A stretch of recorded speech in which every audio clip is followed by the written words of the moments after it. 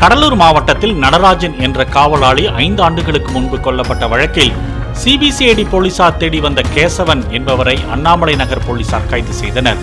அம்மாப்பேட்டையில் சின்னையன் என்பவரை வீடு புகுந்து தாக்கியது தொடர்பான வழக்கை விசாரித்த போது திருவாரூர் மாவட்டத்தை சேர்ந்த கேசவன் சிக்கியதாக காவல்துறையினர் தெரிவித்தனர்.